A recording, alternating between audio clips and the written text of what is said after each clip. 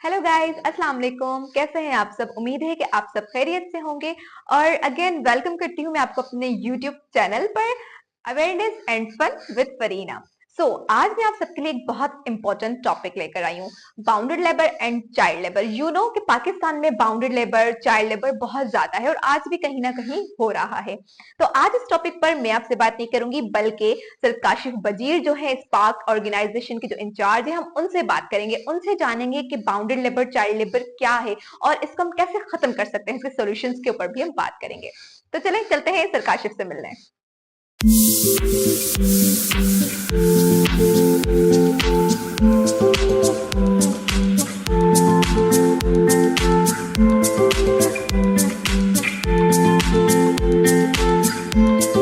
तो हम पहुंच चुके हैं सर काशिफ बजीर के ऑफिस। तो चलें अब हम उनसे मुलाकात करते हैं। अस्सलाम वालेकुम सर। अस्सलाम जी, कैसे हैं? ठीक हो? ठीक ठाक, आप कैसे हैं? बिल्कुल ठीक। थैंक यू सो मच सबसे पहले तो कि आपने अपना कीमती वक्त मुझे दिया। नहीं, थैंक यू। आपकी गाड़ी। Thank you. सबसे पहले तो मैं चाहूँगी कि आप अपना इंट्रो करवा दें सर। मेरा नाम काशिफ बजीर है। मैं स्पार्क का यूनियन हेड हुसैन का, spark society for the protection of the rights of the child, जो नेशनल सतह का इदारा है और पूरे पाकिस्तान में ये काम कर रहा है। तो उसमें पिछले कोई 15 साल से मैं एक्टिवली काम कर रहा हूँ। इसके साथ साथ मैंने डिफरेंट इदारों में काम भी किया, CSSP में रहा हूँ और ह्यूमन राइट्स विजिलेंस कमेटी से गवर्नमेंट की प्रोफेशन उसका मेम्बर हूँ। Basically human rights, bounded labour, child rights activist हूँ और पिछले 20 साल से इस सेक्टर में काम कर रहा हूँ। Okay okay, great. तो सर बहुत अच्छा लगा आपके बारे में जान के और बहुत खुशी है कि आपने अपना कीमती वक्त दिया। तो आज का जो मेरा टॉपिक है, मैं चाह रही थी इस टॉपिक पर बात करना, जैसे कि bounded labour and child labour. तो मैं चाहूँगी कि आप हमारी यूथ को इसके बारे में कुछ बताएं। बहुत अच्छा टॉपिक है और मैं समझता हूँ कि मेरा इसमें तकरीबन पिछले 20 साल से काम है और न सिर्फ नेशनली बल्कि इंटरनेशनली। मैं नेशनल कोalition अगेंस्ट बाउंडेड लेबर का पाकिस्तान का सेक्रेटरी रहा हूँ और कोalition अगेंस्ट चाइल्ड लेबर का भी सेक्रेटरी रहा हूँ। स्पार्क के पास सेक्रेटरी है और हमने पूरी मूवमेंट चलाई इस पे पूरे पाकिस्तान में। और ये इसीलिए टॉपिक है कि इंटरनेशनली भी प्रेशर है कि फोर्स लेबर, बाउंडेड लेबर इस दौर में नहीं होना चाहिए। ये भी कितना बड़ा जाती है कि लोग कितना आगे जा रहे हैं, तब्दीली, तरक्की, और हम आज तक चाइल्ड लेबर में फंसे हुए हैं, बाउंडेड लेबर में फंसे हुए हैं। और चाइल्ड लेबर की सर्वे की थी गवर्नमेंट ने 1996 में की थी, उसके बाद कोई सर्वे नहीं, कोई डेटा नहीं। अभी यूनिसेफ के साथ हो रही है लेकिन फाइनल कोई डेटा है वो नहीं है अभी। ठीक है, 3.3 मिलियन चिल्ड्रन थे किसी दौर में, वो पुराना दौर तब्दील हो गया लेकिन प्रॉपर नहीं है। आप ये बताओ, अब मैं ये समझता हूँ कि जिस मुल्क में डेटा ना हो, अभी इनिशियल स्टार्ट ही नहीं की हो, तो उस पर आप क्या बात कर सकते हैं। और फिर out of school children government खुद मान रही है, बहुत सारे बच्चे जो हैं आउट ऑफ स्कूल है, लेकिन उनके लिए जो काम करना चाहिए वो नहीं कर सके। सिंध गवर्नमेंट या पाकिस्तान गवर्नमेंट एक तरफ sustainable development goal, millennium development goal काम तो करते हैं, बिल्कुल नाम तो लेते हैं, लेकिन दूसरी तरफ जो प्रैक्टिकली हो रहा है वो नहीं हो रहा है। 18th अमेंडमेंट के 26A 26A जो आया, उसमें यह था कि एजुकेशन कंपल्सरी है फ्री ऑफ कास्ट, लेकिन 25A compulsory free of cast. लेकिन अफसोस ये है कि उस पर काम जो हो रहा है वो नहीं हो रहा, अभी तक स्ट्रेटेजी नहीं बनी। बाउंडेड लेबर बहुत बड़ा गहरा सब्जेक्ट है और बाउंडेड लेबर के आज तक लोगों की डेफिनेशन को भी सही नहीं पता। और मैं अगर आपको डेफिनेशन में बताऊं कि किसी की विल और विश के खिलाफ अगर मुशक्कत ली जाए उसको बाउंडेड लेबर कहते हैं। और अगर इस डेफिनेशन के साथ ये पाकिस्तान का आइन कहता है, ये Pakistan bonded labour abolition act 1992, 1995 rules और फिर Sindh bonded labour abolition act 2015 में बना है, वो कहता है तो किसी की विल और विश के खिलाफ मुशक्कत ली जाए तो कानूनी जुर्म है। और पाकिस्तान की कॉन्स्टिट्यूशन भी किसी की 11 जो है वो भी कहती है कि बाउंडेड लेबर जो है वो नहीं होना चाहिए, लेकिन बाउंडेड लेबर है और हर शक्ल में। बाउंडेड लेबर की जो खास तौर पर मैंने बताया विल और विश, दूसरा है किसी लॉ कहता है किसी को भी एडवांस पेशगी देके रखना कानूनी जुर्म है। लेकिन आप एडवांस पेशगी देखो, एग्रीकल्चर सेक्टर है वहाँ भी एडवांस है, इवन भट्ठा ब्रिकलिंग सेक्टर है वहाँ पूरी एडवांस है, इवन वहाँ ह्यूमन ट्रैफिकिंग है।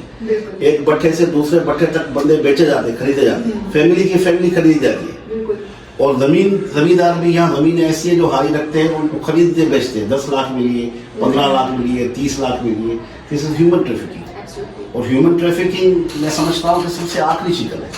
और वहाँ अगर देखा जाए तो मैं समझता हूँ उनको वेजेस भी बहुत कम दिए जाते हैं। आप कभी विजिट करके देखो बठू में, उनको वेजेस बहुत कम दिया जाता है। 100, 150, 200 रुपये पर डे के हिसाब से देते हैं।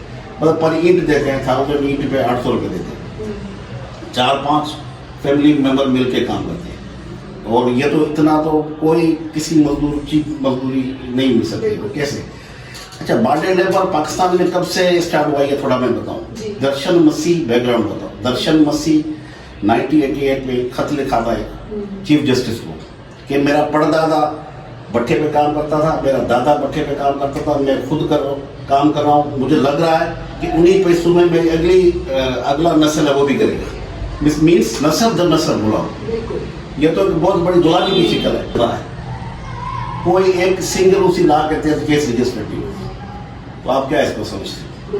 वो रजिस्टर क्यों नहीं हुआ? क्योंकि जो जमींदार हैं वो सारे MP MLA मिनिस्टर हैं। और सिंध की जो बड़ी अफसोस कहा जा सकता है कि सिंध में लाभ बनते बहुत हैं लेकिन इम्प्लीमेंट नहीं होती। असल में बात यह है कि सिंध में ओवरऑल लॉ तो बहुत अच्छे बने हुए हैं, बॉन्डेड लेबर के हवाले से, चाइल्ड लेबर के हवाले से, चाइल्ड राइट्स के हवाले से, हर हवाले से, लेकिन उनकी इम्प्लीमेंटेशन जीरो है। और डिस्ट्रिक्ट सतह पे जो कमेटीज बनी हुई है वहाँ भी कोई इम्प्लीमेंटेशन नहीं है, और प्रोफेशनल लेवल पर कमेटीज बनी है उनकी भी कोई इम्प्लीमेंटेशन नहीं है। और मैं समझता हूँ जब तक इम्प्लीमेंटेशन नहीं होगी तब तक लॉ बनाना फिजूल है। और दुनिया भर में लॉ की रेस्पेक्ट की जाती है, और पाकिस्तान वाहिद मुल्क है जहाँ लॉ की धज्जियां उड़ाई जाती है, चाहे ट्रैफिक के रूल्स हो, चाहे बॉन्डेड लेबर लॉ हो, चाहे कोई भी हो। अब मैं समझता हूँ कि यहाँ जितने भी ब्रिकलेन है भट्टे हैं, जो ईंटों के भट्टे हैं, उन सारे के सारे मजदूर जो है वो बॉन्डेड लेबर है। और यहाँ जितना भी एग्रीकल्चर सेक्टर है, जो जमींदारों के पास जो हारी काम कर रहे हैं, वो सारे के सारे बॉन्डेड लेबर है। और इसमें भी अगर देखा जाए तो हमारा जो दूसरा सिंध का पार्ट है वहाँ बॉन्डेड लेबर इतना नहीं है और यहाँ ज्यादा है। और वहाँ जो इसीलिए कि शेड्यूल कास्ट के लोग कम है, वो खुद करते हैं बड़े मुसलमान लोग। यहाँ सारे शेड्यूल कास्ट के, सांगड़, मीरपुर खास, उमरकोट, बदीन और इवन हैदराबाद कुछ हिस्सों में। तो इन बॉन्डेड लेबर को कैसे खत्म करना चाहिए? मैं समझता हूँ 18 तरमीम के बाद एक नई चीज हुई थी, सिंध में बॉन्डेड लेबर के लिए सेपरेट मिनिस्ट्री बनी थी।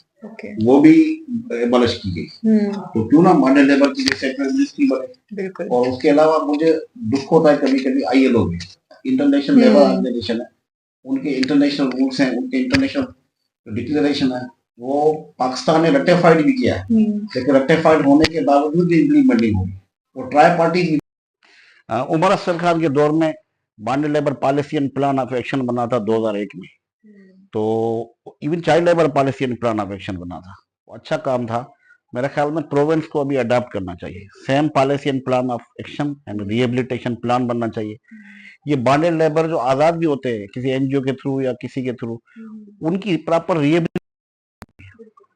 मैंने आज तक देखा है कि भट्टा जो है वो शहर से 4-5 किलोमीटर दूर है, और वहाँ के जितने भी भट्टे एक सर्कल में होते हैं वहाँ स्कूल नहीं है।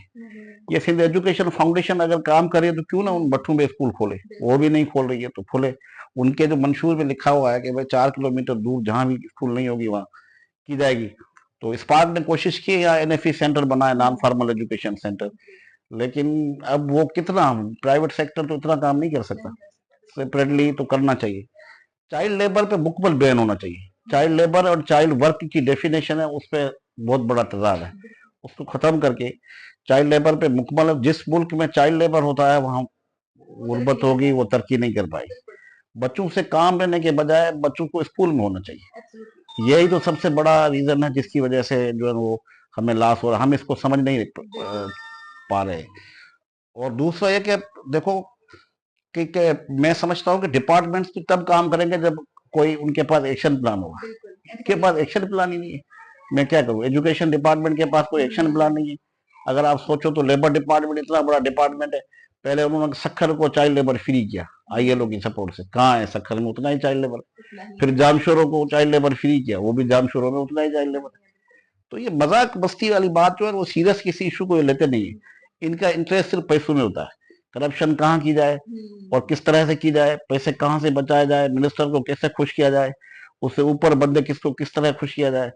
वो ये इसकी वजह से चाइल्ड लेबर और बॉन्डेड लेबर के जो है वो इजाफा होता जा रहा है, और ये इस इशू को सीरियस इशू समझते नहीं है, लेकिन ये कौमें ये नस्लें तबाह करने वाला बात है। अब आज के इस दौर में मिसाल कहते हैं ना कि कोई दरख्त लगाओ तो कल जाके फूल देगा। अब ये बच्चे, इनको अगर एजुकेशन नहीं मिलेगी तो आज के 20 साल हमें नजर नहीं आ रहा है कि 20 साल आगे तरक्की क्या होगी, कुछ भी नहीं होगी, वही रहेगा, दिन ब दिन बैक होते जा रहे हैं। तो इनकी स्ट्रेटेजी बनानी चाहिए। हम तनकीद बराए इस्लाह करते हैं, हम चाहते हैं कि सिविल सोसाइटी भी गवर्नमेंट के साथ मिलकर कोई स्ट्रेटेजी बनाए। सिविल सोसाइटी सिर्फ एनजीओ नहीं है, सहाफी भी है, वकील भी है, पूरे जितने भी सोशल सेक्टर है वो सब उसमें इन्वॉल्व है, वो सारे एक ही पेज पे आ जाए और गवर्नमेंट के साथ बैठे डायलॉग करें और उनको भी बनाएं कि भाई इसको इस तरह से बेहतर किया जाए, तो शायद किसी हद तक तब्दीली आ सकती है। और आखिरी लास्ट में तजवीज़ दूंगा जो मुझे शुरू से हमेशा देता हूँ कि लॉ में भी जहाँ गैप्स है वो फिल की जाए, लॉ गैप्स है उसी इम्प्लीमेंटिंग पर। और निसाब जो हमारा करिकुलम है वो सारा बुधे खारज है, वो इतना पुराना बना हुआ है जिसमें कोई उसकी मायने ही कोई नहीं है, उसकी इम्पोर्टेंस नहीं है। अब दुनिया का जो स्टैंडर्ड है इवन करिकुलम में भी बड़ी 2 नंबरी है। वो ऐसे कि ऑक्सफोर्ड का जो करिकुलम है वो दूसरा है, सरकारी स्कूलों का जो करिकुलम है दूसरा है। आप मुझे बताओ जो ऑक्सफोर्ड वाला करिकुलम बच्चा पढ़ेगा वो उसके साथ कैसे करेगा। गांव का जो छोटे स्कूल में ठीक है, वो और बात है कि निकल आ रहे कॉम्पिटेंट हैं, लेकिन उनको करिकुलम में 2 नंबरी तो नहीं होनी चाहिए, एक ही स्टैंडर्ड का हो। मैं कहता हूँ हॉस्पिटल में दवाइयों भी 2 नंबरी है, एक स्टैंडर्ड है, दूसरा स्टैंडर्ड। वहां जहां मैं स्पार्क का हमेशा बिलीव रहा है कि स्कूल के ऊपर स्कूल ना बनाए, वो स्कूल का निजाम ही दुरुस्त कर लो। तो दुनिया भर में ऐसे होते हैं, उनको किसी बच्चे को प्राइवेट स्कूल में पढ़ने की जरूरत ही ना पड़े। आगा खान और दूसरे जो हॉस्पिटल्स बड़ी बड़ी बनी हुई है, मैं कहता हूँ उनमें जाने की जरूरत ही नहीं हो अगर गवर्नमेंट की हॉस्पिटल में फैसिलिटीज मिले। अब अरबों करोड़ों लाखों रुपए की जो इन्वेस्टमेंट होती है वो कर तो रहे कि बिल्कुल आज भी ये हमारे पास हो रहे हैं, ठीक है। जैसे कि आपने कहा कि ला तो बने का implement हो रहा है। मैं ये पूछना चाहती हूँ कि इसके सॉल्यूशंस क्या हैं, कैसे खत्म हो सकता है। देखो पहली तो बात यह कि जो जितने भी लॉ बने हुए हैं उसको लोकल लैंग्वेज में ट्रांसलेट करके गांव के लोगों तक के हर जगह तक पहुंचाया जाए, ताकि लोगों को पता चले कि लॉ बना हुआ है। लॉ सिर्फ किताबों के हद तक ना हो, ऑफिसों की हद तक ना हो, आम बंदे को पता होना चाहिए कि लॉ क्या है, नंबर 1। नंबर दूसरा यह कि लॉ की वायोलेशन को सीधा समझा जाए, जो यहाँ नहीं समझा जाता है, और इस पे बाकायदा जो है वो सोमोटो लिया जाए, चीफ जस्टिस भी ले सकता है, और उसके अलावा सिंध ह्यूमन राइट्स कमीशन ले सकती है। जो डिपार्टमेंट ले सकते हैं वो ले, कि भाई इस लॉ की वायोलेशन क्यों हुई है, पूछताछ हो। जितना पूछताछ का अमल होगा उससे ज्यादा बेहतर होगा। तीसरा यह कि बॉन्डेड लेबर के लिए जो सेपरेट मिनिस्ट्री होनी चाहिए।